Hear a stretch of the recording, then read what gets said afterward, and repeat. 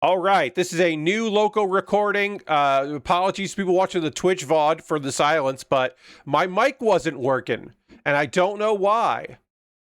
And that's weird.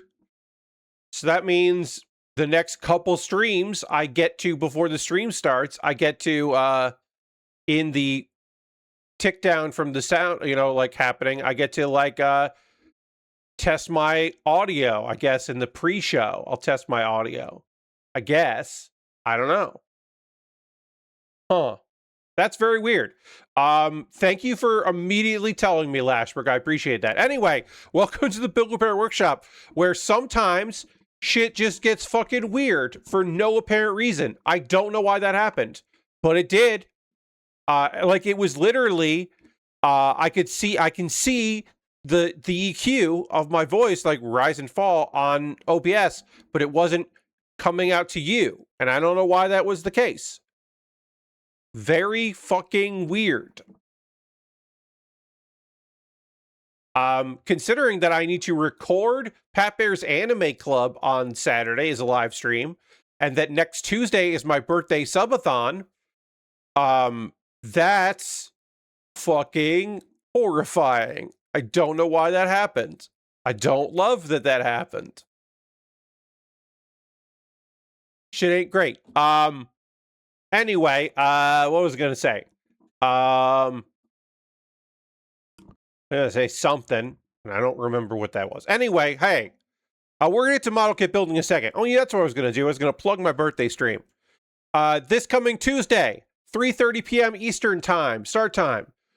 Pat Bear's birthday subathon. That's right. I'm turning 46 years old on Tuesday, and I'm doing a long-ass stream, trying to get to 90 subscribers. That's the goal. I'm currently at 37 subscribers, and I got some gifted subs last month, so it's gonna dip down. I don't remember how much, but before, like in the next couple days, I know it'll dip down before Tuesday. That's fine. Anyway, trying to get to 90 subscribers. A bunch of things will happen along the way, including me drinking a terrible beverage. If I did want to point out, if we are like building the Wing Gundam and I hit 60, then once the Wing Gundam is done, we'll work on the Lego City Taxi. But if we have like 55 subscribers, I'm doing the Wing Gundam, and then we get a flurry of gifted subs and we get to 80, I will stop what I'm doing, go get a drink the bad beverage, and then resume the Wing Gundam. So that the bad beverage takes priority, so we will pause. Otherwise, do the tropes, open the magic cards, yada, yada, yada. And then, there we go. I hit the wrong button. We'll go to the overhead camera. And then, when we don't have anything going on, like let's say I hit 30, I do the anime tropes, we don't hit 40 for a while.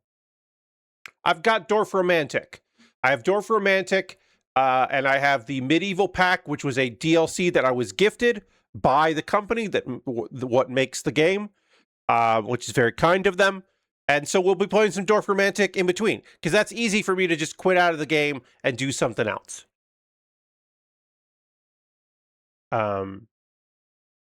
Yeah, that's about it. Let's see. What else I got to do here? We're going to work on this kit. It's the Gustav Karl. You can see it right here. It's Karl. Hi, Karl. The Gustav Karl Type-OO is a cool model kit. I don't really have anything else to say about it. It's a cool model kit. We're going to work on it. It's cool. It's cool. Let's get into it. Let's see, F, G, E, and H. We need a bunch of things to make this work, so we will. But we can do the shoulders at the same time, so that's good, and we'll do that. I hope you're doing well out there. My apologies for the weird gremlins. I do not know why that happened. It does make me nervous. This means that not only will I have, I guess this means... Well, I'll do a bunch of testing on Saturday before the stream starts to make sure that everything's okay. And then I guess what I'll also have to do is have my other microphone close by so I can always plug that in if necessary and just go back to that microphone. So I'll have to dig that out. It's in it's in my drawer of various things and things. It's in the things drawer. So I can get access to it incredibly quickly. It's not a problem. I just have to do that if necessary. We do not have any polycaps on this kit, which does mean that we'll be using a lot of just plastic, regular plastic pieces to make up for that. So this would be, it's one of those things where you're like, oh yeah, this is the polycaps. It does have a piece of plastic that looks awfully like a polycap, but it's not a polycap. It's like, okay. It's very similar to that, but it's not one. Not rubberized plastic. It's just plastic. Okay. All right.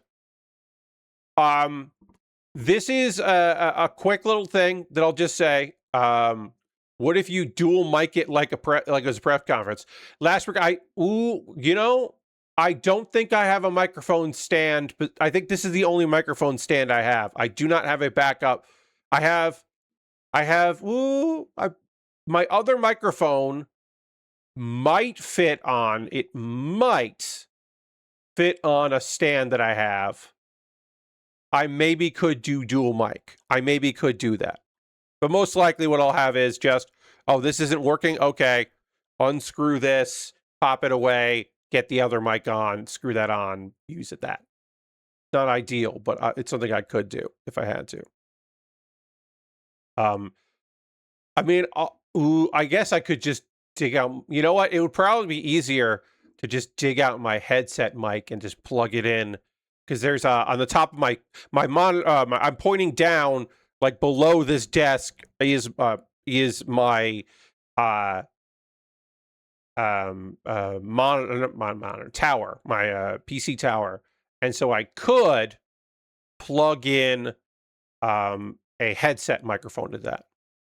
So I could do that, and that would probably be easier. I don't like my headset microphone, but I could use it like that, just plug it in. That would be bad on Tuesday, because then I wouldn't have any audio in my ear because I don't have the splitter. It is a thing where it just has one plug, and it does audio. It's supposed to make things easier, right? You just plug in. My laptop, I can plug in to one port and get both audio out and microphone in. I don't have that on the PC, so I would need an adapter that would split it into two and then plug those in. I don't have that adapter. I did have that adapter. I have no idea where it is. I think I lost it somewhere in traveling. So if I use that headset, I don't have headphone audio, which is bad. So I will probably dig out my other microphone and just have that on standby. The real problem is it looked like it was working. I guess what I would have to do is I would have to record. I do have the previous video here, so I can see if local recording had audio, because this is a fucking crazy thing. It might just be fucking Twitch. We're talking all about these things. It might have been Twitch and not my setup. It's probably my setup, but I don't know. So I'll be able to check the local recording after the stream. Actually, I can check that now if I wanted to. Because it's already done recording. So let me just check this. Okay, my audio did not work on the local recording either. So what I will have to do is get everything set up, and before I stream live, record myself locally and then check that to make sure there's audio, which is not something I want to do.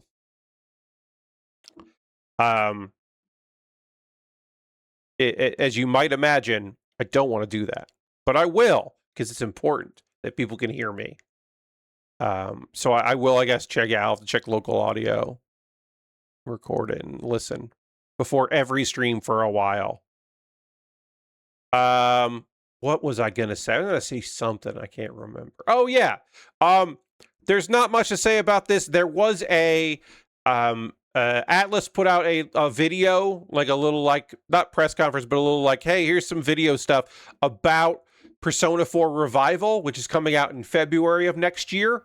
I was thinking about doing a Persona 4 Golden, like, solo play on my own, not a stream, but a play of that again, because it's been a hot minute. So I was thinking about it. I'll just wait till February. I'm going to buy it. I'm going to buy Persona 4, a version of Persona 4. I will now be buying for the third time. No, for the fourth time, because I did buy Golden. I've bought Golden twice. I bought Persona 4, and I've bought Golden 2 different times. Because I bought it for Vita, and then I bought it because I played it on a friend lent me a Vita TV, because they were like, I don't ever need this. So I bought Golden. And then when I gave the Vita TV back, I gave them Golden, because I was like, hey, you should just play this game, because it's really fucking good. And then I played Golden, and I bought Golden for the PC. So I have bought a Persona 4 version of Persona 4 3 times, and I'm going to do it a 4th time. I'm going to buy Revival. The biggest information, they reaffirmed that Marie is in the game. Marie, the character added in Golden, is in the game. So, because there was a flash of her, and they were like, well, maybe she's just like, they just like put a reference to her in the game, to which I would say, if they just are only putting a reference in, that sucks that they would include that reference in the trailer. But it seems like, no, you're going to have conversations with her and other people. She's going to be around, which I was like, oh, okay. That's one big thing. Upgraded graphics, of course, which you'd expect. The like next gen port, like, looked better than the PS2 version. So it's like, yeah, okay, sure. New music. They have taken all of the songs from Persona 4 and Persona 4 Golden, and they have made full-length versions of them. There are a couple new songs. The pre-order for Persona 4, which again, don't pre-order stuff. But if you are going to pre-order, you get Persona 5 and Persona 3 Fez, or Persona 3, the remake, songs. You get some of those songs that can play, which does not appeal to me. I don't care about that as for pre-order bonus. I'm like, that's fine. I don't need that. And then they've changed the UI, the wheel, the action wheel that includes like attack or defend or investigate or whatever, has some new stuff and a new design. It looks a little more like Persona 5. That's fine. I'm not precious about that. And then also one thing that they've added in is they have added in some new like tag team stuff. You can like pass the baton. If you knock someone down, instead of taking an extra attack, you like change over to somebody else. And then there are some, you can fill a gauge and then do like an ultimate move to do even more damage. Like, they just added a few things which they were like, oh, this is more modern. And that's somewhat interesting to me. I don't know. As someone that's never really had a problem with combat in a Persona game, I'm like, okay, sure. Also, like, I'm going to play it on PC. I'm going to play a version that is heavily modded, because there will be people who will figure out ways to mod that game. If it's on Nexus or Game Banana, there will be people that will be doing things and things. There's a non-zero chance that this version of Persona will also work. Persona 4 will also work with the PC game, the save editor, because the PC version of Golden, the save editor that was originally developed for the Vita just worked on it. It just worked on it. So there's a non-zero chance that save editor will still just work, and people will make crazy wild mods for it as well. Also, the last thing I will say about Persona 4, the new version of Persona 4 that's coming out, is that it is apparently fully voice acted. So not just like previously, there'd be a lot of, cutscenes and stuff. And then, like, maybe, like, there'd be, like, the first line of a thing, of a dialogue tree thing. You'd get, like, the first line, and then it would just be a bunch of text. Apparently, they have recorded all of that shit. So you just get a lot more lines of dialogue, which on paper is pretty cool. So we'll see. We'll see what else got added to it over time as they reveal things. But all of that seems good. They have not talked at all about updating the story or changing anything in the story. So I don't know. I don't know if they will change anything with the characters. I do not know if they've updated anything. Obviously, Marie is in it, so I don't know if it's just Golden story or if they've modified things in any way. I don't know. Hopefully, they have a bit. My also hope is that the Golden ending, or the post-credits scene in Golden, has been changed. Because they did my boy dirty in that one. Kanji stops dyeing his hair and becomes a total nerd. And I was like, that sucks. Or bleaching his hair, I should say. I'm like, that sucks. He gets all dweebed out. I was like, come on. Come on. There's some stuff in there that would be cool if they didn't fuck with it. But there's some stuff in there I'd be happy if they did. So there's your big update on Persona 4. I don't know, man. I think I'm gonna get it and we'll play it. If the mod scene kind of becomes a thing for that game, then I will certainly consider doing a stream of it. If it's just the game, maybe I'll stream like, hey, we're trying this out, but not like do like a series of that, or like Persona 4 month or something like that. I don't necessarily think I would do that, but I don't know. I might do. Let's see. There is an update in the trial of Pat Baer's Persona 4 endurance run. Yeah, I don't know if I would do that. I mean, because also remember, I have done that already. I did Persona 4 Golden with mods, and I beat the game. Now, I did skip. It was not a complete endurance run because I didn't play the game solely on stream. I just would check in. I would do like a bunch of stuff.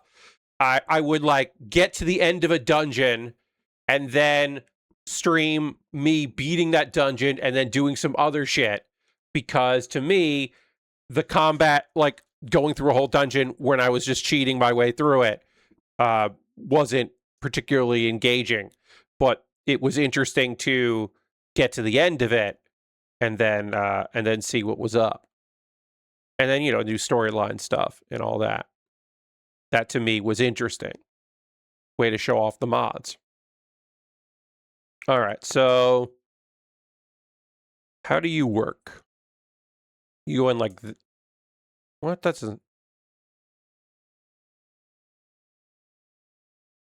okay. Okay, you go in like this.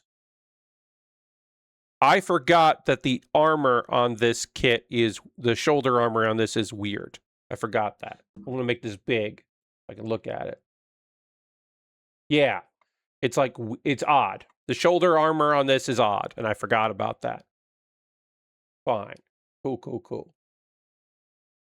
Hey, so you may remember that Rockstar got rid of a bunch of employees and made claims that they had been like that were trying to unionize, and made claims that they like shared a bunch of stuff and all kinds of things, and it was whatever. Well, they unionized, but they were trying to like expand the union to other employees. And there's an ongoing lawsuit. The UK Employment Tribunal has ruled against Grand Theft Auto maker Rockstar in the latest stage of a high-profile legal dispute centered on allegations of union busting. The latest preliminary tribunal decision upheld the rights of fired IWGB, that's the workers of Great Britain union, to continue bringing blacklisting claims against the studio at the final trial, which will run from September 10th to October 15th, 2026. So there was a motion to dismiss certain charges, and the tribunal said, Nah, you can keep doing that. You can keep going with this. They describe blacklisting as the practice of compiling information about workers involved in union activity in order to discriminate against them. Rockstar sought to narrow the scope of the dispute by striking blacklisting claims from the case, and they were prevented from do so. And remember, this is because the union workers claimed they were fired for engaging in union activity. Can bring that up. The court case will conclude just before Grand Theft Auto 6 comes out. Ellen Dunstan, one of the more than 30 workers fired at Rockstar last year, described their latest ruling as a huge moment. Our case will now be heard in full and put to the test as it should be. The world will get to see for itself evidence as what happened last October, which is when these firings happened.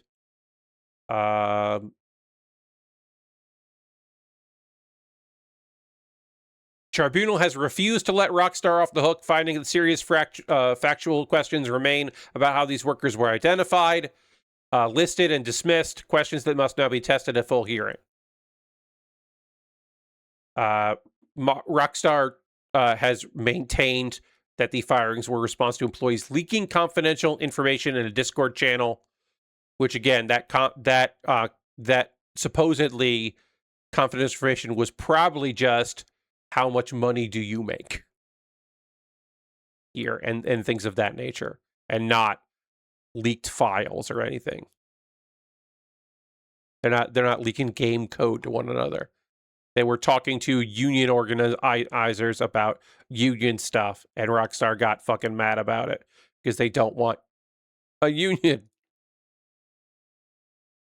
And then people who are talking about this thing were like, the people that are defending Rockstar because that is part of their personality were like, well, didn't they lose something big in January? And in January, the workers were denied interim relief, which is basically the idea of like, hey, the money you're probably going to owe us when this goes, you should just pay it now because it's going to go for us. That rarely is granted. It has to be like an unbelievably egregious case for that to be like a clear open and shut, like, hey, legal proceedings are just like a formality here. And that is not part of this case. So they didn't win that. But like I said, that is not normally something that people win anyway. So it wasn't a major setback. But there are, of course, people who are out there banana riding for Rockstar in this case. And are some of those people also people who have delighted in looking at leaked content for GTA 6? The thing that GTA would, that Rockstar is accusing these former employees of doing? Sure. But that's neither here nor there. That doesn't, whatever. No. People are afraid that this lawsuit will make the game come out later. They're not worried about anything. They're not worried about anything else other than their precious Grand Theft Auto 6. Which, if I was excited about Grand Theft Auto 6, and there's a part of me that is a little excited about it, it doesn't matter for me because I don't own a gaming console. So I'm going to have to wait for that shit anyway. And the part that I'm excited about is that, Mega Rand is on the main theme. And that's cool. I'm happy for my boy Mega Ran. That's fucking rad and good for him. But other than that, I'm I kind of can't fucking be asked about it. if I'm honest with you. I'll play it someday, but I'm not buying a game console to play it, day one. Tell you that right now. Other news stories. Do we have any updates here? 17 employees were laid off at Other Side Entertainment because they had canceled the game. That is Warren Spector's studio. They had been working on a game that they codenamed Argus that they have canceled, and then they let go of, at the end of May, they let go 17 people.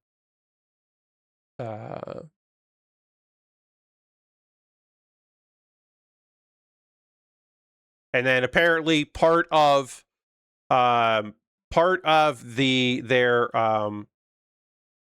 everybody could talk about it as of yesterday. So the assumption is that part of their package, their severance package, was NDA'd when they could talk about being let go. I do not have any proof to that, but that is odd that they were all let go. 17 people were let go in May, and then yesterday a bunch of them mentioned being laid off all at the same time on LinkedIn. That is a bit unusual that it would take that long for people to talk about it, unless there was some sort of NDA or something. For what reason, I don't know. Okay. You know what? Actually, game developer, the assumption is probably that they were laid off with an NDA because they were laid off right after Thick as Thieves came out. So maybe they were just trying to not have news stories be that they laid off people, which is cynical, but probably what happened. Probably.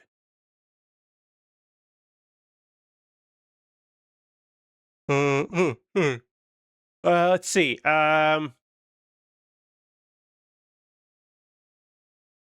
Quali has laid off some people. That is a UK publisher. They have laid off everyone on Luna Abyss developers. A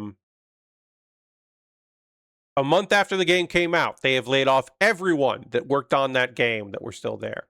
Quali Labs, which is their in-house, which used to be called Bosnia Collective.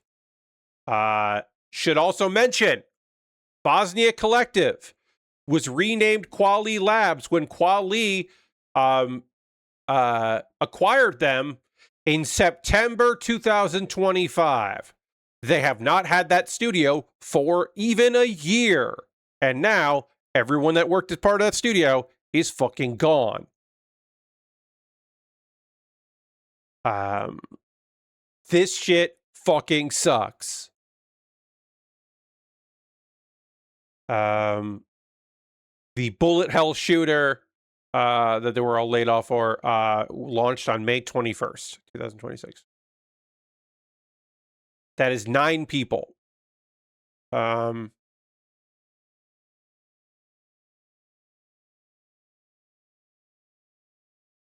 entire team was redundant, completely out of our control. Entire team available to work.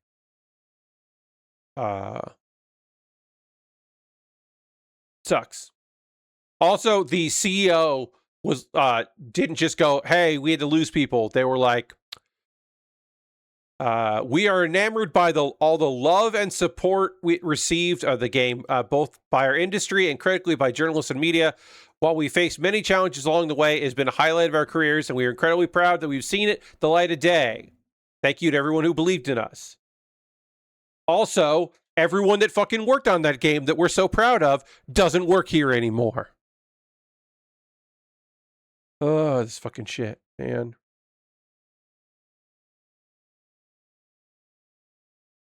Just fucking sucks.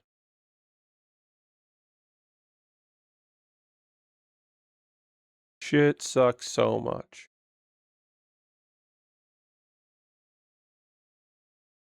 All right, let me get this piece on here. All right, I got that on. Now I'm just going to do this again, but with the other one. Let's see. I am not going to get into all of the Fortnite shit. I'm going to leave that for other people who can do more research, who are actually journalists.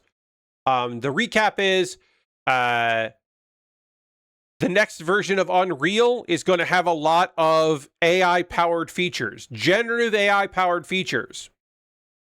And that makes the Vampire Survivors developers, Ponsel, say, I don't know if we want to keep that, literally make the statement that they are reviewing their planned collaboration with Epic to have stuff in Fortnite after this news. It has been brought up by a few different lawyers that deal with IP law that by its very nature, stuff made with generative AI as a final product there is no copyright on that product. And there are not a lot, but there are many publishing deals say that you have to promise that you didn't use generative AI. So there are going to be tools in Unreal Engine 6 that break those agreements. And it's like, is going to be a tough time for people. So basically, yeah.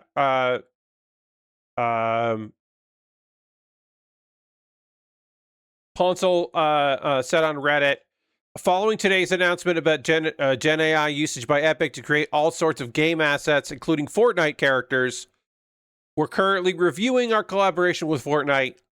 We'll let you know if anything moves forward.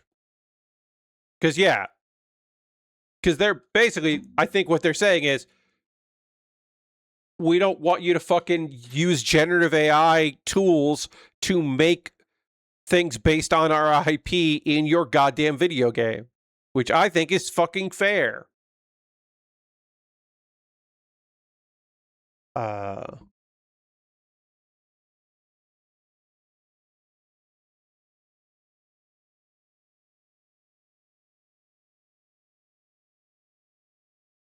Yeah, a lot of it seems really fucked.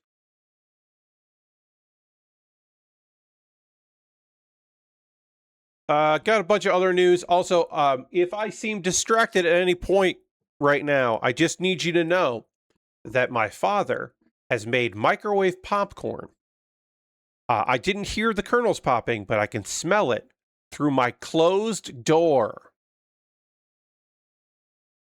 It's almost like he made it. Like, I know he didn't. He did it in the kitchen where the microwave is. But it's like he did it right by the door. It's so... the aroma is just there. I can just fucking smell it. It's like he did it and it's wafting through the air conditioning. It is remarkable how much my nose is filled with the smell of microwave popcorn. So if I get distracted, it's just me going, oh yeah, popcorn. Yes, to tempt me, Lord Crashington. He's doing it to punish me. He's mad at me and he's doing it to punish me. He just wanted some popcorn. Whatever. He can have popcorn. It's his house. He can fucking have popcorn. But it is very frustrating because now I just keep smelling popcorn. Popped corn.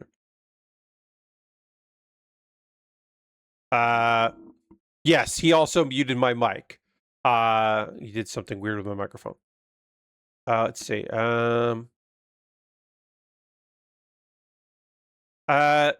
Another thing about Rockstar, just quick. This is like weird. Rockstar changed all their social media account icons. And that's usually an indication that they are in the home stretch of a game coming out. This is obviously not set in stone. Anything could happen, especially in gaming in 2026. But this is generally an indication that we are nearing the home field. You know, we're nearing home plate here. Also, because pre-orders are going live on the 25th. They're pre-ordering on the 25th, and now as part of that pre-order, they've updated all their social media to be a pink color, the variant, instead of the usual yellow.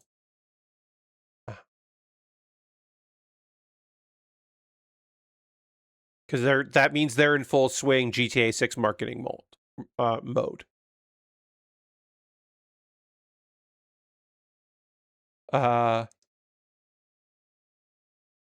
Again, probably a good indication that shit's on its way. Shit is happening. We're getting there. For those that are so enthused. Let's see.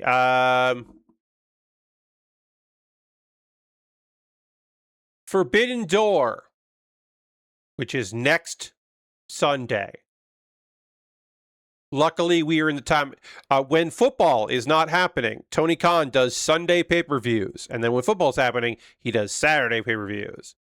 That's generally the rule of thumb. So we are in a Sunday pay-per-view situation, which is great for me, the guy that streams on Saturday nights and will take a night off, but doesn't really want to, but will because he likes wrestling.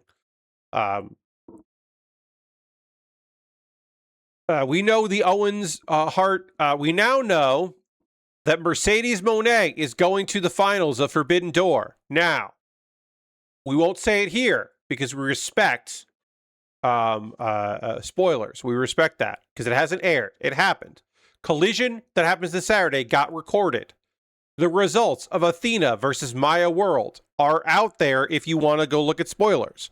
I don't want to look at spoilers. I don't know the results. I have a good gut. My gut says that we're going to do Mercedes Moné versus Athena again, which I think is totally fair and cool. I think that's the way to go. To me, that feels like the way to go. Maya World is filling in for Sari, who could not get cleared to wrestle. And, of course, Mercedes Moné took the spot of Willow Nightingale, who, unfortunately, cannot partake, is on the injury list. So we got 2 people got added in there, and it's very fucking weird that the 2 people that got added as replacements are both in the semifinals, one of them who was in the finals. Like that is a fun, weird thing. So that's out there if you really want spoilers, but I have not spoiled myself on it, which is great. Other things got added to the card. Jon Moxley versus Bandito got added, that's going to be a good match. I do not believe that Bandito is going to take the Continental Championship off of Jon Moxley. I just do not believe that will happen.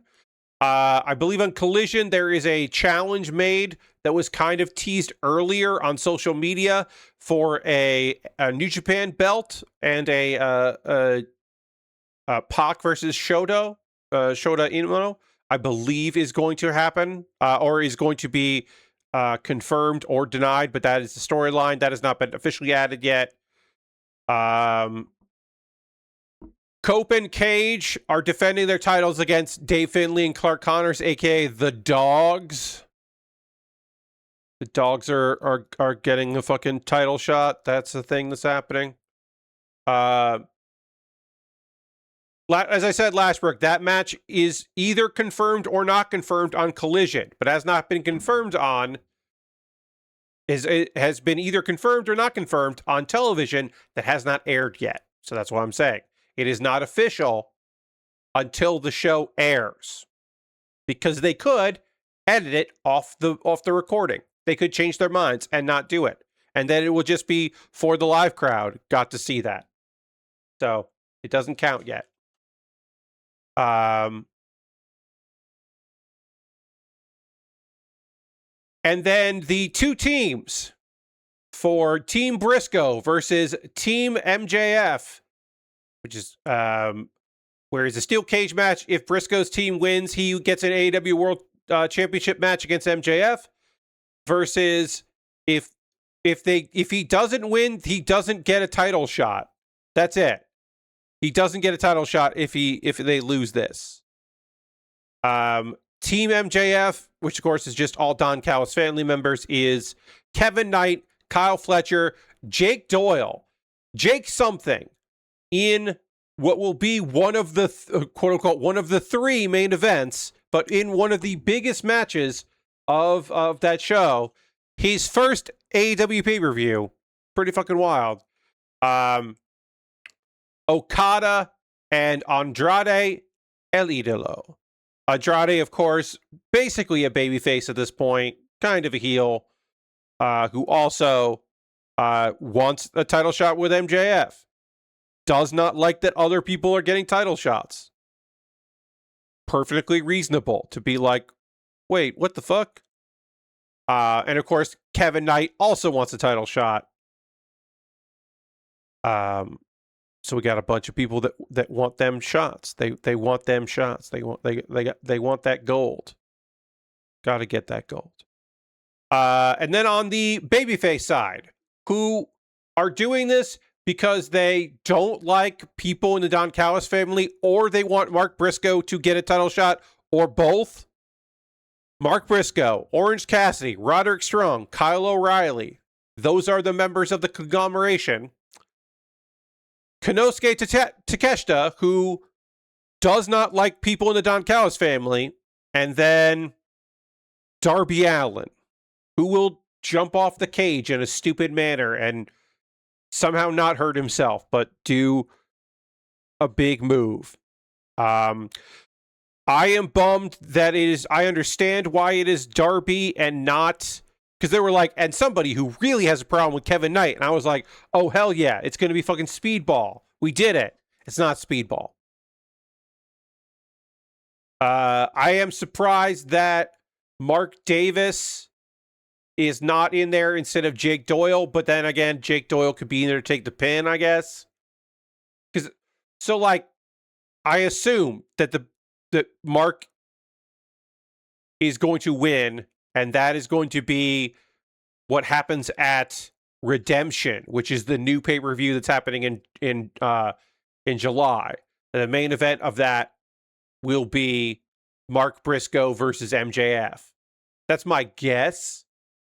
Is the Sunday, because that's July. It's a month away. You do that, and then All In is after that, right? It's just this is the thing we're doing while we're waiting on that. And then like the winner of Will Ospreay versus Swerve Strickland can just be like, well, Mark, congratulations, you get that title shot. Maybe I'll see you at All In, and that kind of thing. It's going to be Will. I assume it's going to be Will Ospreay. Swerve Strickland, if the world title, the men's world title at All In is Swerve Strickland versus versus Mark Briscoe, that would be pretty fucking crazy and cool. I don't think it's going to be that. I'm pretty sure it's not going to be that. But that would be kind of fucking crazy. I don't think it will be. But again, be pretty fucking crazy. And then Starlight Kid is taking on Tekla. Starlight Kid of the wonderful Stardom. We love Starlight Kid. That's a cool matchup. That's going to be a good time. Starlight is great. And that will be a cool high-flying affair. And when Tekla does her spear that I don't think looks too good in AEW, it will look good because Starlight Kid will sell it to death, and it will actually look somewhat devastating. Because that is a thing that I have thought about that move quite a bit, is that I don't particularly think that it's that spear works in AEW because of the size of the women in this company. Like, not to me, it's not. It does suspend my my disbelief a bit that people are selling that spear like it's a match ender. Of course, we got Kenny Omega versus Zack Sabre Jr., and that's going to whip ass. And we did see Zack on the TV for a little bit, and that was fun. And we did see all 4 members. I assume that the reason why we saw the Bucks and Jack Perry is because they are going to fight members of Zack's stable at Forbidden Door, and that's how we get more New Japan people on the card. One thing I should point out is supposedly Forbidden Door also includes CMLL, and as of right now, there is legitimately nobody from CMLL on the fucking card yet. That can obviously change. Like that certainly can change very quickly. But as of right now, we don't got anybody. We got nobody. So I imagine at some point we will have somebody from CMLL in some kind of match. We could add Persephone. She was in a tournament, but nope. That's the card so far. And of course, Mercedes Moné versus Athena or Maya World. A reunion or a rematch of Athena and Mercedes. That's cool as shit. I think that's great. Maya World versus Mercedes is a matchup we haven't seen. That's a big underdog versus the assumed winner. That's crazy. And then you're like, if that's true, and again, I do not know the results from Collision. I cannot tell you if that's true or not. I do not know who wins. If it's Mercedes versus Athena, that is a match that we have seen before, but is really fucking good. And maybe we'll get the different results. If it's Mercedes versus Maya World, that's the two people that are taking up other people's spots on and then it's like, well, was this supposed to be Sari versus fucking Willow Nightingale? Because that's fucking crazy. If that's what it was supposed to be. That's wild. So I don't know. We'll see. We'll see what happens. I had originally said this going into this tournament, the women's side of the Owen, that I thought it was going to be Alex Windsor. And we'd get Tekla versus Alex Windsor at All In London. And then, of course, Alex lost in the first round to Mercedes Moné, who was filling in for Willow. And I think Alex beating Willow made sense. Alex beating Mercedes made less sense than that. So now it's like, okay, well, I don't know. I don't know where we go. The person I picked to win the whole thing lost in the fucking first round. So it's like, what the fuck do I know? And the answer to that is, apparently I don't know shit. I don't know beans about it. Because I got it all wrong. It's crazy. But yeah, I'd like to see some CMLL stuff get added into there. I do know that Commander and Mortos just got his visa situation figured out. I do not know if Commander did, but they were having visa problems for quite some time. So I believe that they have that Mortos has gotten that straightened out a bit, which is good. Good to hear. 113. But yeah, I like to see some CMLL on there. Get me Mystico. In what? I don't know. I don't know where you're going to get me with Mystico, but get me Mystico on the card. He is also an AEW talent, so they could do that if they wanted to. I don't know if they do. Reminder, friends, that on Saturday, not doing my traditional stream. Normally, I would be doing model kit building. I'm going to take a pause on model kit building, and instead, on Saturday, I will be doing Pat Bear's Anime Club Live. The rare, not on a Tuesday, Pat Bear's Anime Club. This is the first time that I'm doing it not on a Tuesday since I moved to doing it on Tuesdays when it used to be on a Wednesday. The idea is that most of the time it's going to be closer. So it didn't work out this month. It didn't work out this month that, but the idea is going to be like, I'm going to do it closer to the season being over because there's usually a window between the season being over and the next season starting. And I try to get the video out in that window. But the idea is, like, instead of me recording on a Tuesday and then the following Monday it goes out to people, now I'll be doing it the Saturday before it would go out. Hey, Harold, welcome, welcome. But unfortunately, I can't do that. So I'm recording it this Saturday, and the season is like, it just worked out that like a bunch of shows that I watch regularly won't have their last episode before I start recording it. But a lot of, at least for me, one good thing is a lot of the shows that are being announced to be on High Dive and Crunchyroll, if I recorded on Tuesday, we wouldn't know about those. And they now have been out as of Thursday. Those are out. And by Saturday, even more shows will be announced, which is just great overall. So I am going to do that on Saturday at 9 p.m. Eastern Time and talk about lots and lots of anime on Saturday. So if you like that stream, come check that shit out. Very briefly here, just want to say my birthday stream is on Tuesday at 3:30 p.m. Eastern on Tuesday. Please come check it out. I'll be doing a tier maker list. I'll be opening some Ninja Turtle Magic the Gathering packs. I'll be building a Gundam, building a Lego set, showing off Fallout 4 with a bunch of mods. I'll come back to that in a second. Drinking a terrible beverage. Enabling in July. 404ing it, breaking down the internet. A solo version of it on stream. If we hit that. Plus Dorf Romantic's new DLC, which some old gaming commercials, which are all fucking great that I found. I found some fucking bangers. And more. And then the one thing I will say about Fallout 4 with mods.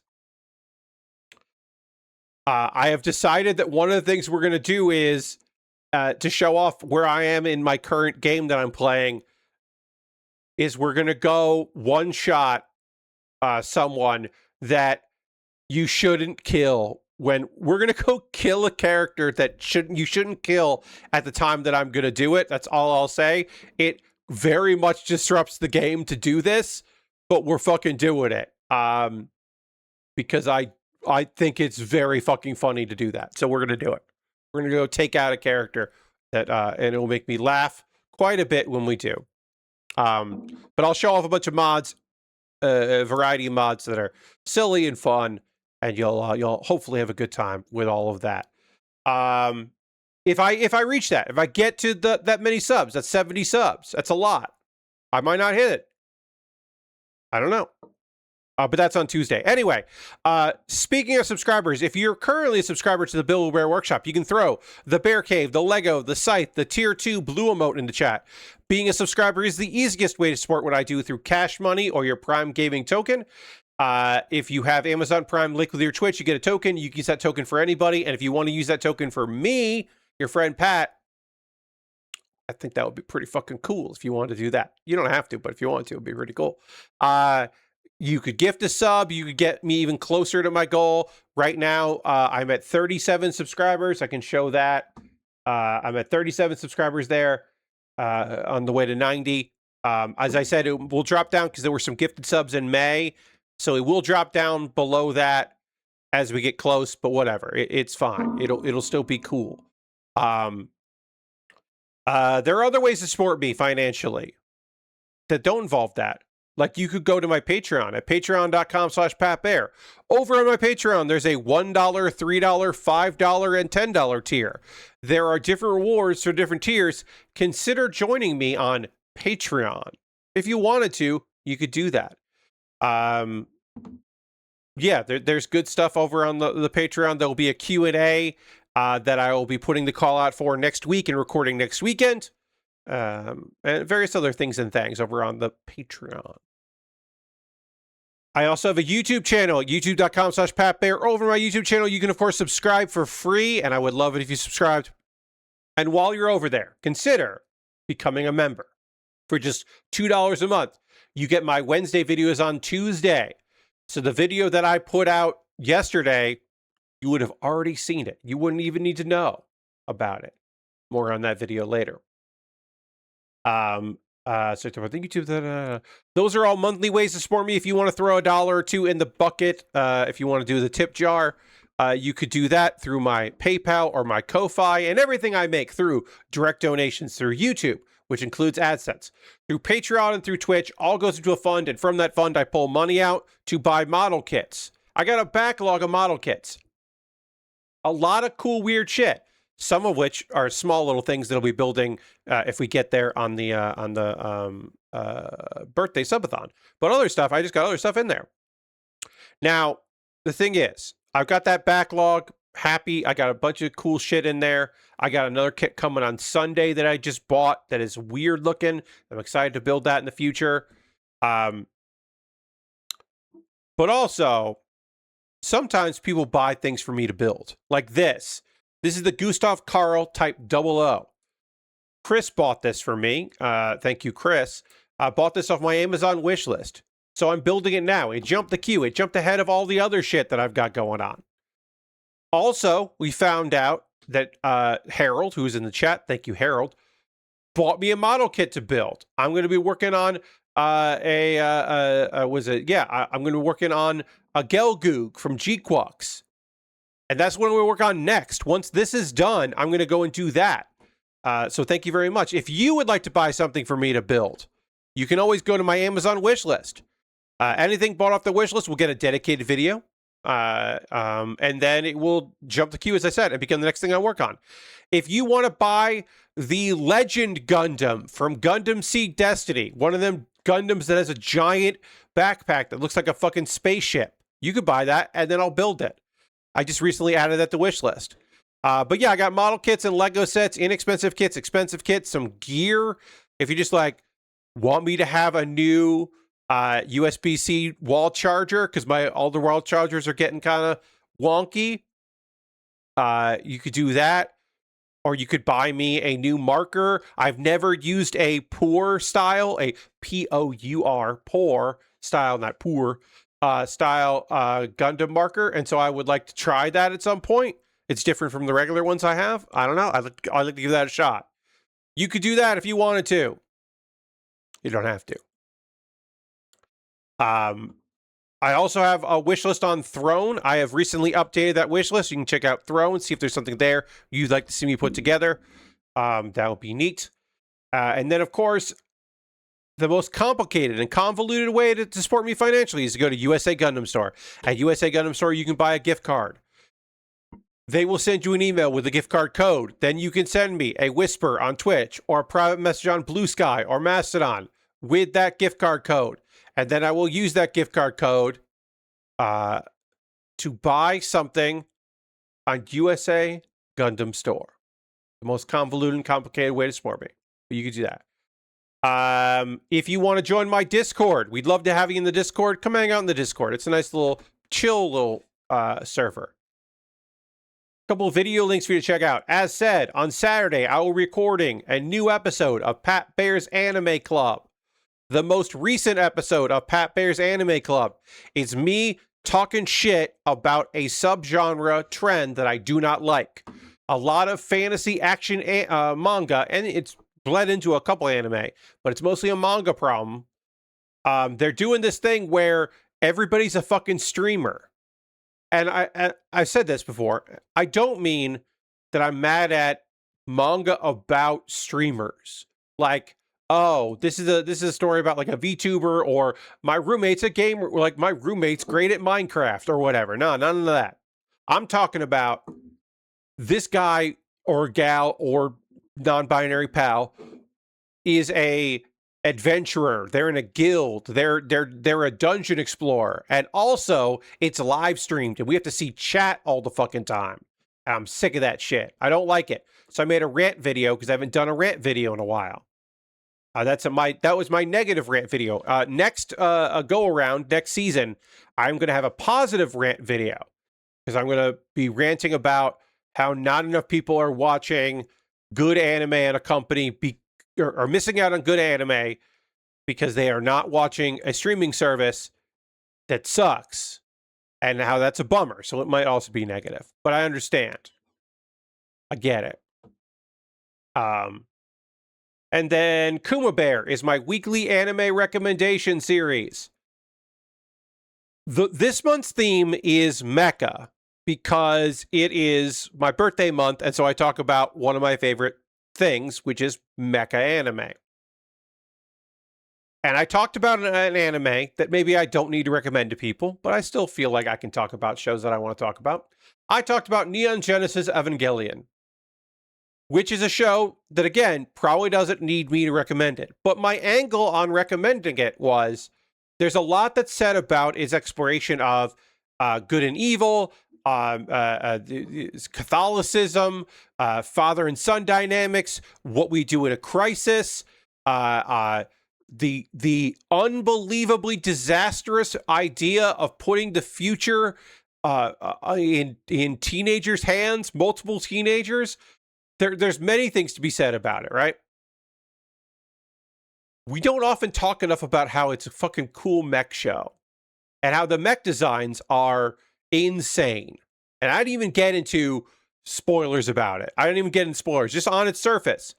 The designs are gross and terrifying and cool as hell. And I don't think we talk enough about it. So I did in that 60 seconds where I chatted about that stuff because I thought that was good.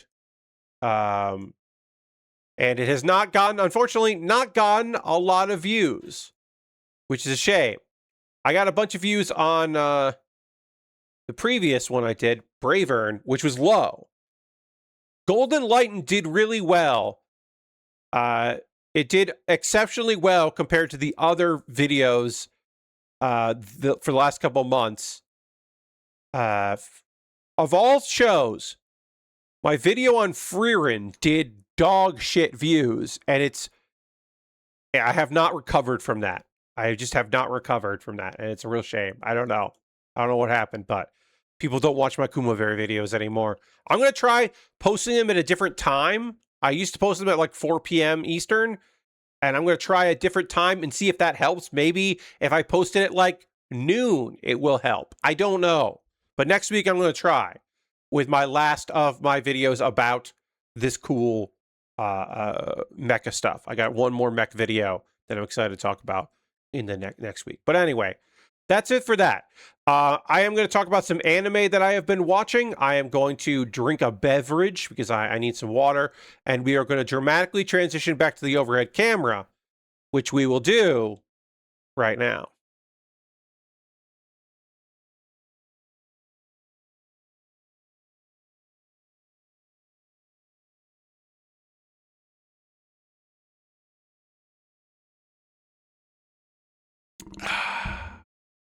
All right.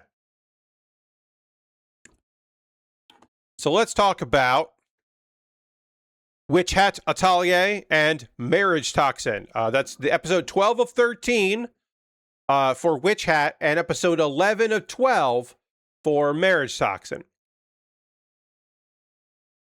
So, there is a test happening right now, which I don't necessarily think we're going to finish because literally the test started in this episode.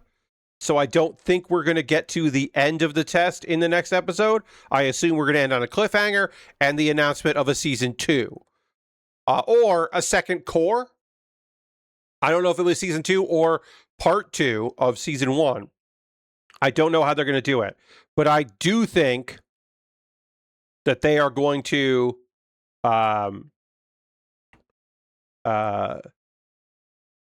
not end this arc immediately. That is my guess, is that we've got more stuff going on here.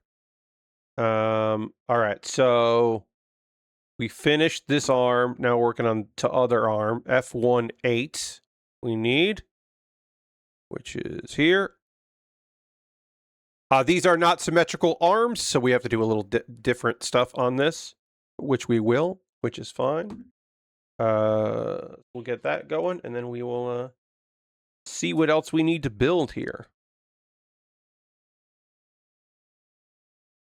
Get this in first, and then this goes like that. Right? Yeah. Okay, that makes sense. Yes. Yes, that goes like that. Okay. Oops. Popped out. All right, episode 12. So we hear about the cave that they are in. That this cave got made because of forbidden magic. And so they're doing this fucking test inside this cave where shit had gone horribly wrong in the past. It's a remnant of a city called Romanon. I did not have to say this out loud. I just had to write it down. But anyway, there was an ancient city. Romanon. A cavern city that had like gold. It was clad in magical gold, which is always a good sign of a city, a healthy place, if it's covered in fucking gold. But there was a lot of greed and arrogance and internal strife. And he's just like, he's hopeful that they can someday reach a point where magic is used for the benefit of everyone and not like a unbelievably secretive thing. Although, look, far from me to side with the secret society that keeps magic, that keeps like magic from being told to other people, and prevent it from the spread of magic to go out to people so much so that they will erase memories. Far be it from me to side from those people, but almost every example we've come across of magic has been like, even when they're trying to help people, it's in the hands of young people who are not trained well enough to use that magic. And also, our guy Queefrey also used magic to erase the memories of people to cover up stuff. So it's like, even our like heroes, our main character's support network is still somebody that's just like, well, gotta erase your memory. So it's not like I'm super on board with all of this, it turns out.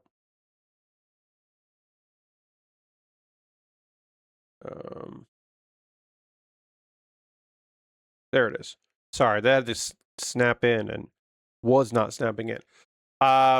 Okay, so in the cave, we got Agat, reach in. We got Inuit, they go through this. They're leading some people in a path. They can't reveal they have magic, but they have to help out. And Reach-In, who just kind of like recounts how much her teacher, who like left and didn't even want to watch this, who basically just like fed up, is like has always constantly been like such an asshole about like how rigid she needs to be about the rules of magic, which again, we're supposed to be like, yeah, what a jerk. But I'm like, yeah, man, you gotta be fucking careful about this magic shit. It's a recipe for disaster and has been proven to be so. The very cave that they are in is proof positive that this shit can be fucked. A magic city that, like, because of hubris, is gone. To me, that, like, yeah, all right, that it's like a good cautionary tale. Okay, I got this piece put in properly here, and then I need to get H2.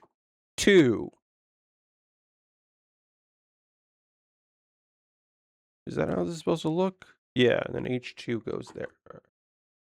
H2. Let's see. Okay. Reichin uses her own spells. Because basically she's just like, I want to learn, I want to her thing is, I want to create my own spells, I want to do it my own way, even if people get mad at me and it's not as effective. I want to learn my way, which is like, again, admirable, but also incredibly dangerous. Agate goes with the flow. Ennui has been conditioned to follow teachings, and suffered a bunch of tension from their own teacher, and is ready to just give up. He's totally ready to give up.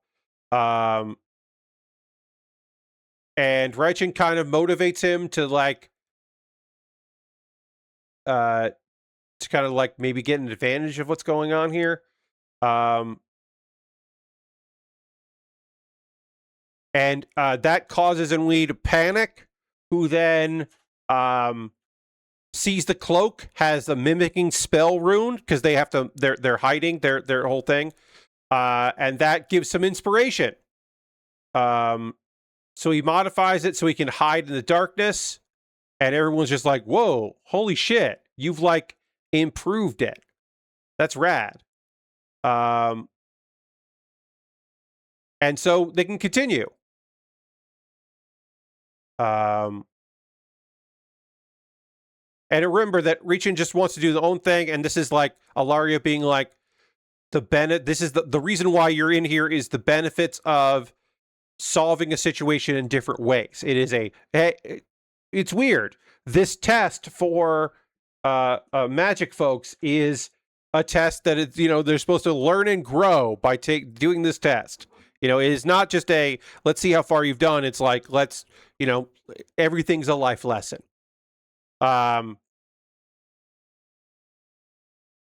And kind of wants to know what's going on with Kreefree. And then the brimmed hat that we knew was there because we got to see that scene because we as the audience knew, shows up and ambushes them. And Alaria is just like, hey, whatever this brim hat says, don't listen to them. Don't be coaxed. And then gets transported away, but sends out the pointed hat as like as like a notice of like, hey, things are fucked. So we'll find out what happens. Is this the first episode without Coco? I want to say it is. I want to say that episode 12 is the first time that we don't have, like, episode 10, Coco had a fever, but was still around, and it was still an important thing that we dealt with Coco and Coco's shit. That was still important. So I'm like, I think this might have been the first episode where it was just like, no Coco time. Which is interesting for the main character of the series to just not be around. It was kind of interesting. I mean, to me, that this is like a big effort on a character we just met, which was kind of weird, but that's very manga. Introduce a new character. They have their ups and downs that reflects on the other characters. Like, yeah, all right, sure.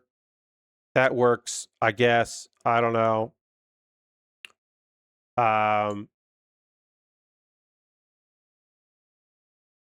We'll see what happens in the next episode. At the conclusion. Still good. Good shit. Marriagetoxin. This episode was a lot of fucking fun. So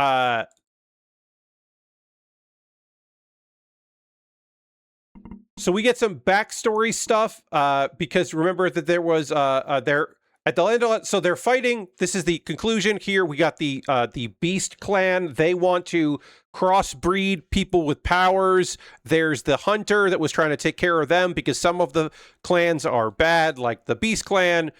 A bunch of characters here. They were trying to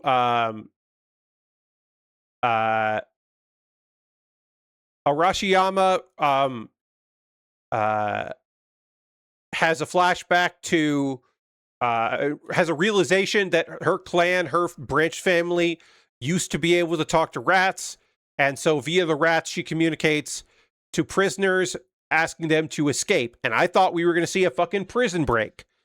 We didn't get that in this episode. Instead, we dealt with other things. Nakagawa and Mei make it to as Toshiro and Nakagawa.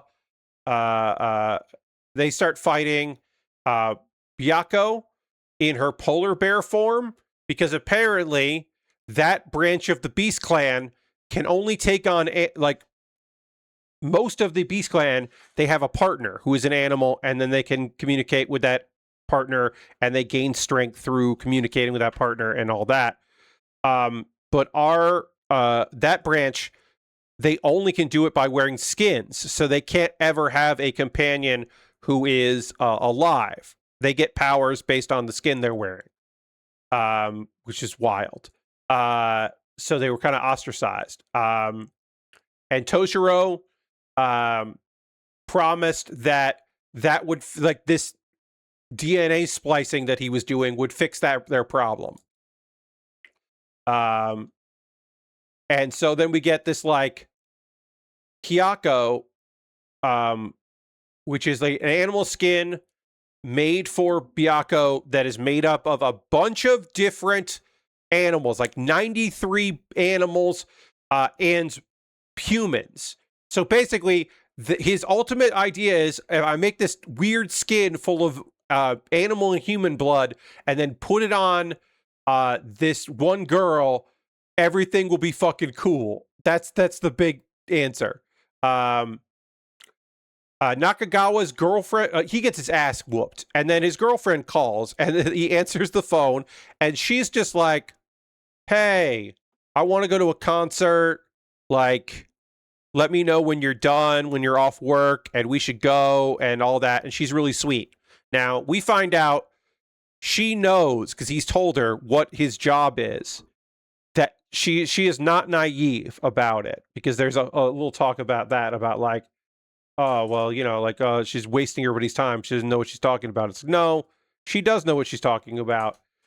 But that is her way of keeping him grounded. And in fact, like,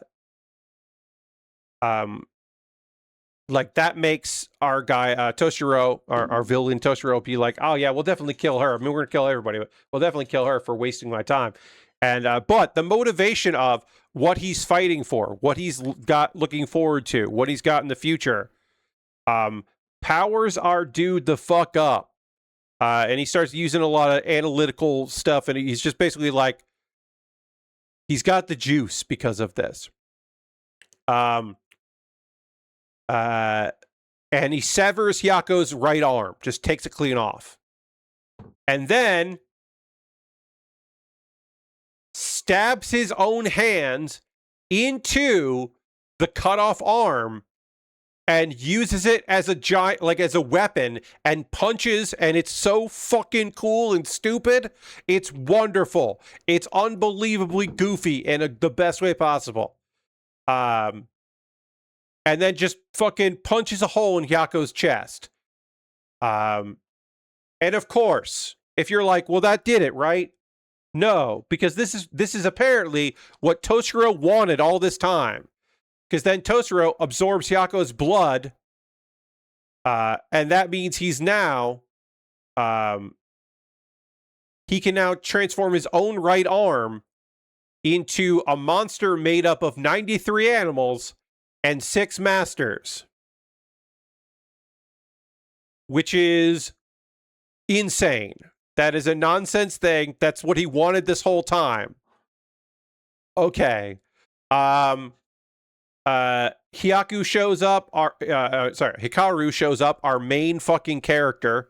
You know, again, weird. It's weird that these two shows have, one has an entire episode without the main character. This one has most of the episode is without the main character. It's just odd. It's not, you know, unheard of. It's just a little unusual. So he shows up. You may remember there was the thing about the prison break.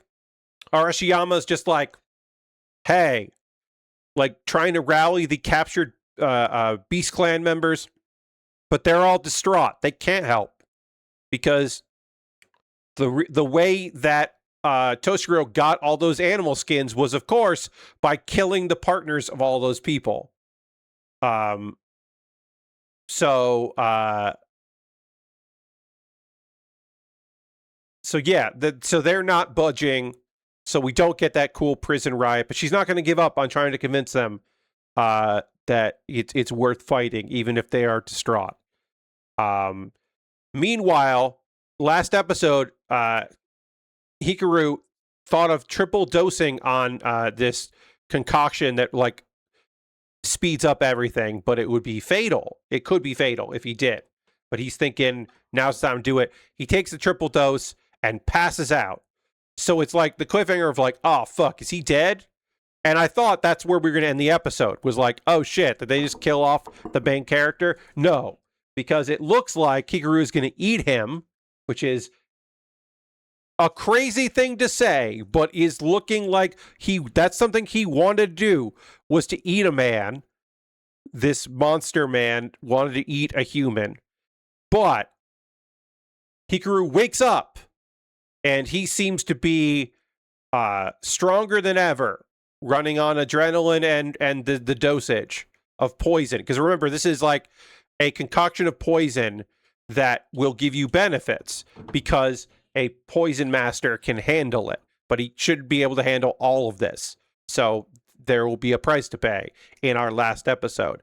Like I said, it was weird to have an episode that was so focused on other characters and not our main character, but it was very fucking cool. And we did have the benefit of a very cool fight scene with Nakagawa, who is not that long on the show, but like had some cool shit. Some cool shit happened, and we were like, hell yeah. So we'll see what happens. I don't think he's going to end up with Arashiyama like at the end here. I don't think that's where we're leading, but we'll see where things go. It was pretty fucking cool, though, I'll say.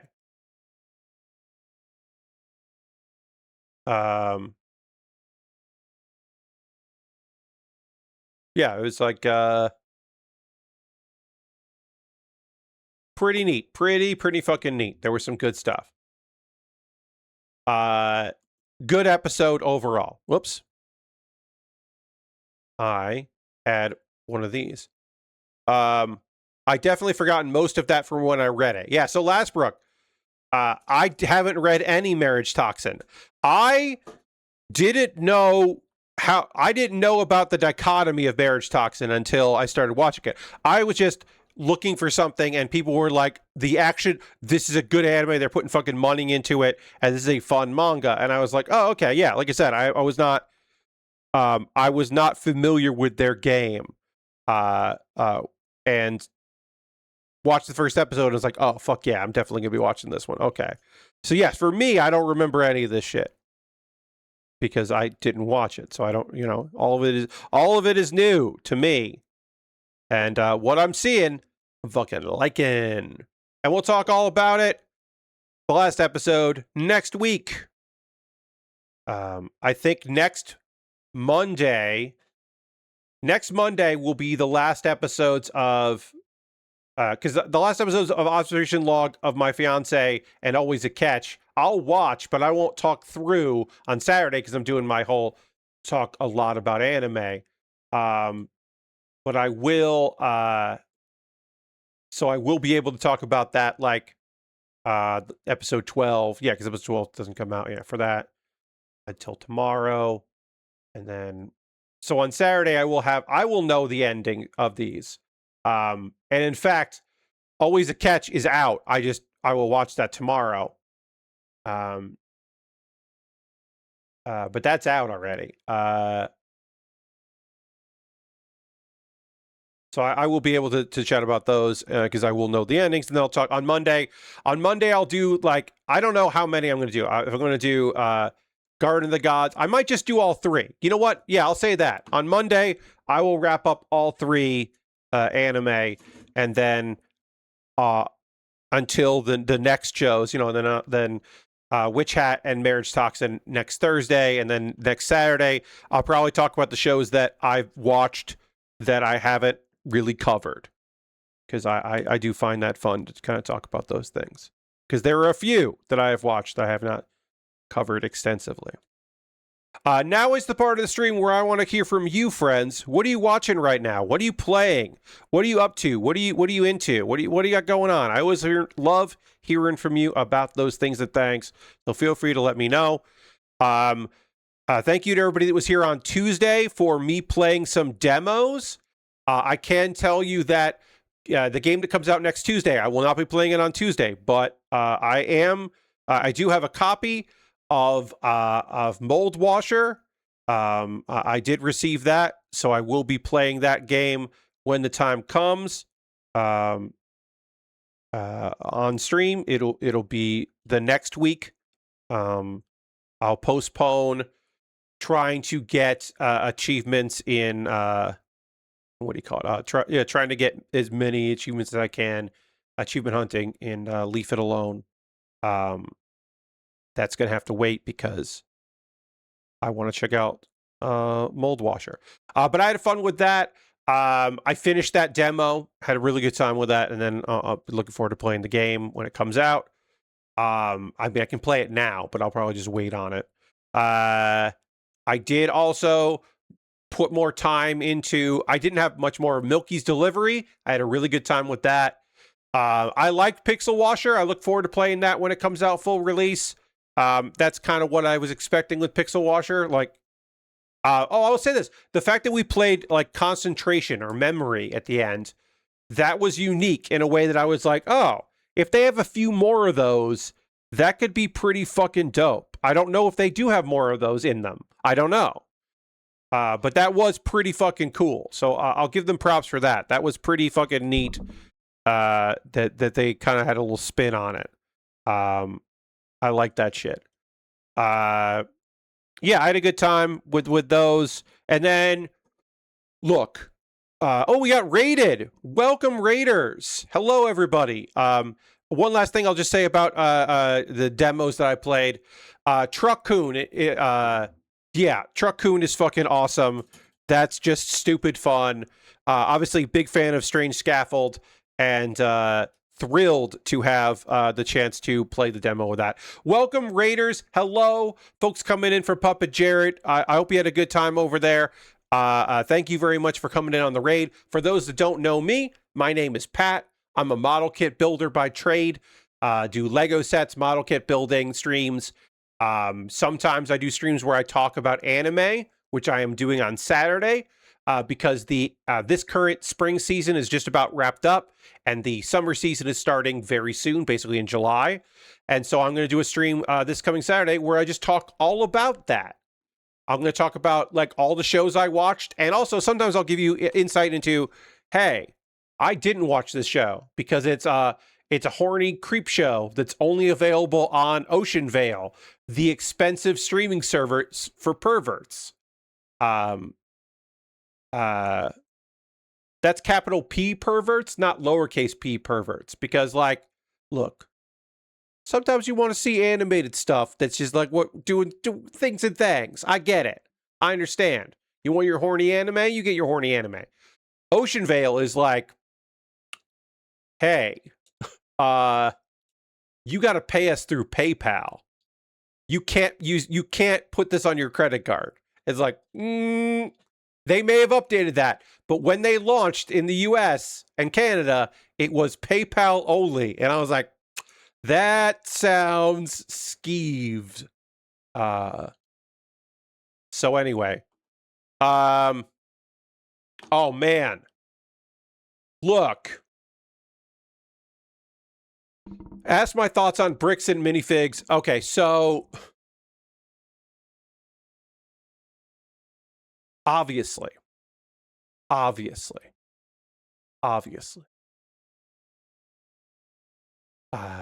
if you have your collection on display somewhere, you got to get that shit. Like, you got to get that shit in writing. You got to get that shit in writing.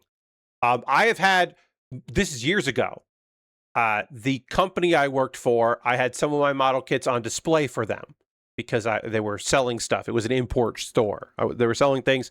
Some of them were kits that I built for them, that they were their kits. Other things were things I built on my own, and we displayed in the store. Everything that was mine, there was a list that several copies were made of and were signed. And anytime I added something, we dated it and we signed it. And that was just for liability. If another employee had taken one of them, if they sold it to somebody or something like that, I'd get reimbursed or anything like that. You got to do that stuff, especially with a collection, right? You got to do that. The big thing is, obviously, the company that took ownership of a bunch of stuff and said, well, I didn't make that deal with you. Eat sand. Fuck them, right? Obviously. Everybody fucked up in so many of these situations. I can understand you were at your wit's end. So many other things in my life have to happen before I turn to a YouTuber. Sorry, a YouTuber for help, right? Like, so many things have to go wrong before I'm like, I need a YouTuber to help me here. With maybe the caveat that I would reach out to a YouTuber that focuses on law, maybe. I don't know. But like, that's weird. He does not handle things, in my opinion, properly in many different ways. Escalations keep happening. Responses are all over the place and unnecessary. It's drama that does not need to exist. It's crazy how so many people just did not think that things were going to escalate because they just assumed that other people were going to back down. And it's like, nope, I don't know. But yeah, I will say this, like, if you are someone that makes things and a company wants to display the things you made in their store, you got to get that shit in writing. It's got to be ironclad. You got to have end dates. You got to have witnesses to it. Get that shit notarized. You got to do all that work. And if you're saying, Pat, you shouldn't have to do all that work. You do. You do. You got to do it. Oh, yes. So also Tater Brain Pod. One thing you got to know about me. You don't have to know this about me, but you've learned this about me is that I like to think of myself as a funny person, but also I will give a genuine answer to questions. That's the thing about me. But yeah, I have actually just haven't been able to talk about it because I haven't brought it up and no one's asked me yet about it because, I build Lego and stuff. But yeah, if you are someone that makes things and people want to display those things, you got to get... Not a lot of people on Twitch will tell you that you got to visit a notary public. But I will be that person. I will be that person to tell you that sometimes you got to get stuff notarized. Sometimes you got to. Sometimes you find out that somebody in your building is a notary public, or that there's somebody in a law office, or someone, you're like, you find out that a coworker is a notary and will do it on their lunch break. But yeah, you gotta get that stuff. Sometimes you do just have to go and get things legalized. Also, if I'm a business owner, God, I should never be a business owner. If I'm ever a business owner, and I have things that do not belong to me in my possession, I'm going to, at the very least, tell people, hey, I'm selling the store and all the assets to somebody else. Even if it's not legally required for me to do that, I'm still going to do it. Because I can't imagine not doing that. I can't imagine a world where I didn't give people a heads up. Like, hey, I gotta let you know. Things are gonna get a little weird here. You should know. Did I get C1 or C23 on here? Dirty says, you played the demo for Iron Nest and really digging it. I'm going to write that down. Obviously, there are so many demos out there, folks. There are so many demos, like 6,000 or something that are tagged for Next Fest. It's ridiculous. It is a crazy big number. My friend Ra was playing a bunch of them last night and might be doing more tonight. I don't know. We might raid Ra. I have to see if they are still streaming.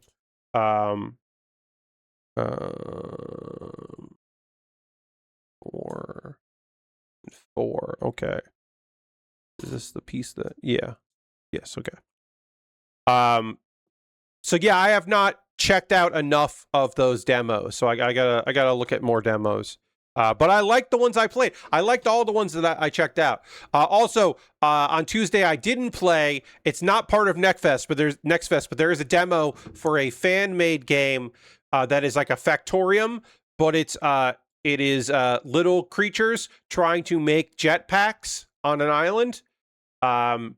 It is tied to the lore of Chitinis, which are little cat guys that are the mascot character for fans of Raura Pantera of HoloLive, the VTuber, and the Chatini Jetpack Project, which is a HoloLive fan game. I did not put enough time into that. I didn't stream it. I'm glad I didn't. It's very early. I think they're getting a lot of feedback on that. It's a really funny idea for diehard fans of that, and like people that know what the fuck that is about. But I was like, oh yeah, we don't. Like, okay, I don't have to like I don't really have to stream that. I think it's okay. Lashbrook says, I've been watching the Sajam Slam, where a lot of streamers have varying skill levels in fighting games, learn and compete. Okay, and this is yeah. Okay. A lot of fun to watch. I have seen some of that because some people I know have been in previous years. Got to watch two people learn their drift compatible in real time. Been playing a bunch of Steam demos and really enjoyed. Restory, yes, the electronic repair shop in Japan. I have that on my wish list. I have not tried the demo for that yet, but I do have I do have the wish listed. Maybe a tad simpler than I would like, but really scratches that itch. Oh yes, asking what I'm building. I am working on a something from Mobile Suit Gundam. This is from the movie Hathaway, the movie series Hathaway. We are working on a grunt called the Gustav Karl Type-OO. That is a variation of the Gustav Karl, which you may be able to tell is just a really fun name for a model kit. It's just a fun name for a grunt. When I say grunt, I'm referring to a mass-produced mobile suit because Gundams are generally not mass-produced. There are sometimes only one, sometimes like 5, but they are usually main character devices. And then the grunts are like what the guys that generally don't have names pilot. Guys and gals and non-binary pals that don't have names pilot the grunts. And so this is the Gustav Karl. It's a big chonky friend with a good name. And I am excited to be working on it. We're working on the feet right now, which you can do at the same time because the feet are symmetrical. So you can build it at the same time. Not all parts are symmetrical. As you can see, the arms here, some of it was symmetrical, but this is different than that. This has like a weapon in it. We can pop open. You got a little weapon in there, which is neat. Lord Crashington says, I watched Waterworld for Nextlander's Watchcast. Nextlander, the gaming coverage site, or people. They do have a podcast for their patrons podcast, where they watch movies called the Watchcast. So you watched Waterworld. That sure was a movie that cost a lot to make. Yeah. You like the idea that Kurt Russell would have been a better fit for Mariner's role since Kevin Costner is kind of a wet blanket. It was nice to see Dennis Hopper in another weird bad guy role in a post-apocalyptic movie like Super Mario Brothers. Yeah, that is a comparison you could make. Dennis Hopper is having a really good time in that movie. There are people who go into that movie going, this is a nonsense spectacle, and I'm going to have a great time doing it. And then there are people in that movie who think that they are in an incredible sci-fi epic that will stand the test of time, that will move people, that will be like that they are making something unbelievable. And to a certain extent, you do need to believe that, right? I will say, the lead of the movie should probably think the movie they're making is really fucking good and awesome. So in that respect, I think that works. Lunar Jade also raided. Man, we got a second raid. This is unprecedented. Welcome, raiders. Hello, Heather. I hope you had a good stream. I know you were playing, I believe you were checking out a cozy game. I do not remember the name of it, but I believe you were cozy gaming, and I hope that went well. But welcome, raiders. If you don't know me, I'm Pat Baer. I build model kits and Lego sets. On Saturday, I'm going to do a whole evening stream dedicated to anime.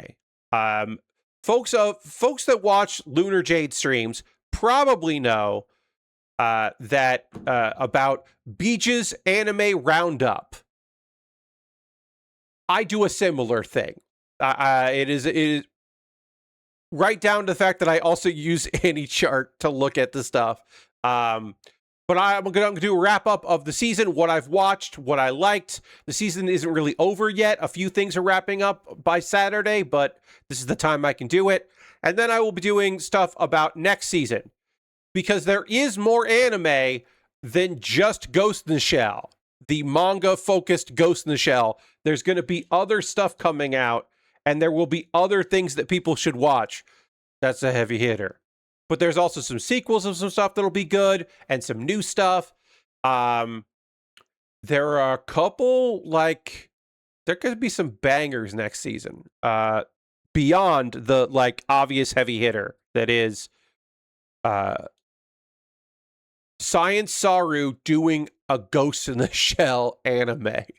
Which is just oh. You know what I mean? It's just Science Saru is making a Ghost in the Shell. And it's, at least in art style, very reminiscent of the manga. And you're like, oh, hell yeah. Yeah. Heather, I don't want to use hyperbole here, but we're in a golden age of fucking great anime adaptations. I think we're in a slump when it comes to originals in the last couple years. Zenshu, I think, was probably the best original last year. And there weren't really a lot of competition there. People would argue with me. Let me look at what was nominated for Crunchyroll for best original. Let me see here. Best original anime.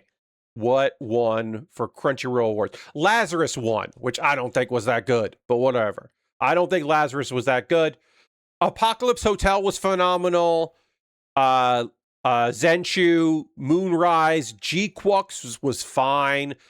Also, I think, look, I'm not in charge of nominations. I don't think a Gundam series that is a weird, it is both a new chapter and also a weird alternate reality of the original series. I don't know if that should be on the list.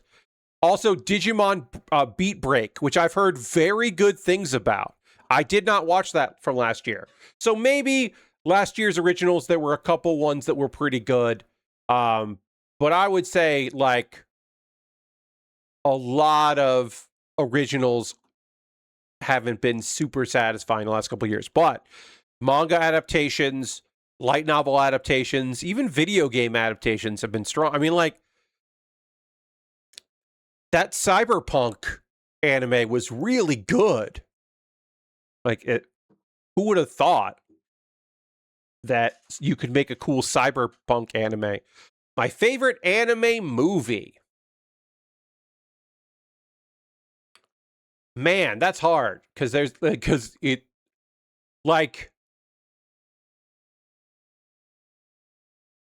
I'll look at it from Tater, I'll give you from a couple categories. Important for the industry and the genre of anime. The medium of anime, I should say. Akira. It's Akira. MIDI drums. They had to figure out new ways to do drums for that soundtrack. Like, that alone. So Kira is my favorite anime movie for what it means for the world. Movie in a franchise that already existed or like was like part of a thing, like the Cowboy Bebop movie, which is just like kind of like a 2-part episode of a movie, like, or 3-part episode. Knocking on Heaven's Door is phenomenal. It's just more Cowboy Bebop. And they're like, yeah, it's kind of before the last couple episodes. You're like, sure, whatever. It's more Cowboy Bebop. That's incredible. Depends on the day. My favorite Ghibli is probably Mononoke. It's probably still Mononoke. Although, as I've gotten older, Kiki's Delivery Service means more to me now than it did when I was younger. I think as I've become more of a person in the arts, I would say, Whispers of the Heart. I've talked about this before, how Graveyard of the Fireflies is incredible, and I never want to watch it again. I cannot imagine a world where I would say, you know what, it's time to revisit Graveyard of the Fireflies. It's incredibly important.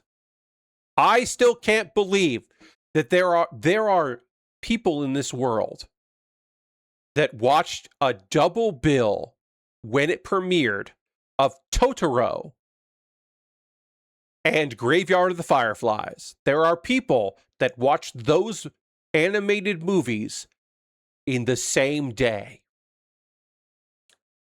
The only thing I can compare that to is at an anime convention at Otakon in the late 90s. I went to Otakon, and they just had rooms where they just played anime, and you can go sit. That was a big part of the convention, was just watching anime. And at night, they would have movies. And so we went to see a South Korean dark comedy called Attack the Gas Station, which holds up. It's still very good. The sequel's not as good, but the first Attack the Gas Station, about some disaffected youth that are going to go rob a gas station and shenanigans ensue. It's really funny. Right after that, which was like, again, violence but funny. Right after that was the next movie, which was, by many accounts, the first time in North America that Battle Royale was screened for anywhere. And obviously, this was part of a convention, so it wasn't like a movie screening. But it was, by some accounts, the first time anyone saw Battle Royale in America, in North America. And that's man, when the, hey, we're serious about what's going to fucking happen here thing happens in that early on, the like, oh, this adult is not lying scene happens in there. I was like, oh, I don't know if I could watch this. I was just laughing at a bunch of Korean folks, teens. I don't know if I can handle this. That's the closest I get to Graveyard of the Fireflies and Mononoke in the same, at the same time. Or right after one another. Not Mononoke. Graveyard of the Fireflies and Totoro. Lashbrook says Vampire Hunter D Bloodlust. That's really good. Lashbrook, it's a really good flick. Yeah. And my favorite recent one, Suzume, is really good. That's probably the most recent anime movie that I thought was outstanding. Look Back. I'll say this. I can say this. For the past, 5 years, I've been doing anime top 10 lists for every year. Look Back is the first movie to ever make my top 10 list, because I think it's exceptional. It's on Amazon Prime. It's like an hour. It's really fucking good. You should watch Look Back if you haven't. Put it on your watch list. Get Amazon Prime for a month when Ghost in the Shell is wrapping up, so you can watch Ghost in the Shell. You watch Ghost in the Shell, you'll watch Look Back, the animated movie. You'll watch City from last year, my second favorite anime of 2025. Criminally underviewed. City, the animation. It's just unbelievable. CITY, the animation. It is Kyoto Animation Studios. Just doing an unbelievably, incredibly excellent job of bringing that manga to life. Please see City if you haven't. And then also, I think I started doing a list of stuff that is on Prime because there's so much good stuff there. G-Quack's new panty and stocking with garter belt, which somehow is a great. But we got the Dinner Table Detective is coming out. Banana Fish. This season we got Nippon Sengoku, which I don't think is great, but it's interesting. And that's enough. 1726, the short series about based on the works of Tatsuki Fujimoto. That's really exceptionally good. There's some stuff on Prime.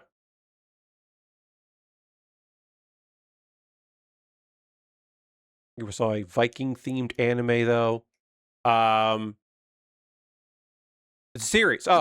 Vinland Saga. I'm going to assume that you're talking about Vinland Saga, which is good. It's a lot, but it's good. The music in Vinland Saga is incredible. And I think the first season is really strong, and I'm not as enamored with the second season, but it is real good.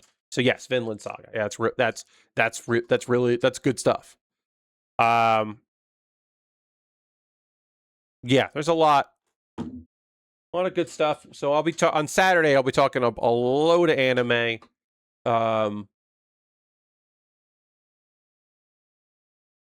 Stuff for the season that I saw, stuff that I didn't see, stuff that I heard good things about.